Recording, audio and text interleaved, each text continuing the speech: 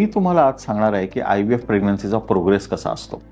Generally embryo transfer झाल्यानंतर 12 ते 14 दिवसांनी प्रेग्नन्सीची टेस्ट केली जाते आणि ब्लड प्रेग्नन्सी टेस्ट केली जाते, त्याला बीटा HCG म्हणतो।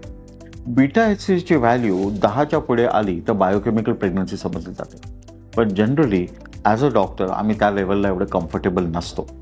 मला वाटतं तेव्हा बीटा HCG ची व्हॅल्यू 100 किंवा 200च्या पुढे येते तेव्हा मी जास्त कम्फर्टेबल असतो की ही एक चांगली प्रेग्नन्सी वाटते।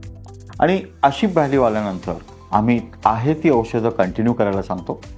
त्याच्यानंतर अंदाजे 10 दिवसांनी सोनोग्राफी केली जाते जेव्हा तो सॅक दिसतो। याचं लॉजिक असं आहे की प्रेग्नन्सी कोणत्याही व्यक्तीला राहिली तर पहिल्या ब्लडमध्ये बीटा HCG पॉझिटिव्ह येतं, युरिनमध्ये त्याच्यानंतर दिसतं। जेव्हा ब्लडची व्हॅल्यू ही 25 ते 100 होते तेव्हा युरिनमध्ये प्रेग्नन्सी टेस्ट पॉझिटिव्ह येते, आणि जेव्हा ब्लडची बीटा HCG ची व्हॅल्यू 1500 to 2000 होते तेव्हा सोनोग्राफीला प्रेग्नन्सी दिसते। तेव्हा प्रेग्नन्सी टेस्ट तुमची पॉझिटिव्ह आल्या आणि 4-5 दिवसात सोनोग्राफी केली, सोनोग्राफीत काही दिसत नाही म्हणून घाबरून जाऊ नका। एक 10 दिवसाचा कालावधी द्या, तुम्ही आहे ती औषधं चालू ठेवा। At the end of 10 days जेव्हा तुमची बीटा HCG ची व्हॅल्यू 2000च्या पुढे गेलेली असेल डेफिनेटली तुम्हाला प्रेग्नन्सीचा सॅक दिसेल।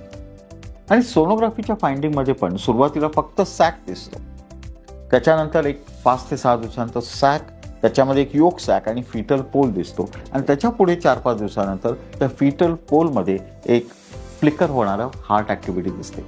त्यामुळे बाळाचे हार्ट चालू झाण्याचं पूर्ण लक्षण कळण्याकरता तुमची प्रेग्नन्सी टेस्ट पॉझिटिव्ह आल्यावर अंदाजे 15 ते 20 दिवस लागू शकतात। या कालावधीत तुम्ही अँझायटी होऊ नका, पाहिजे बीटा HCG रिपीट करू शकता, पण प्रत्येक टप्प्याला एक नवीन गोष्ट दिसत असेल तर आनंदी राहा आणि ती एक जॉयस विक्टरी एन्जॉय करा।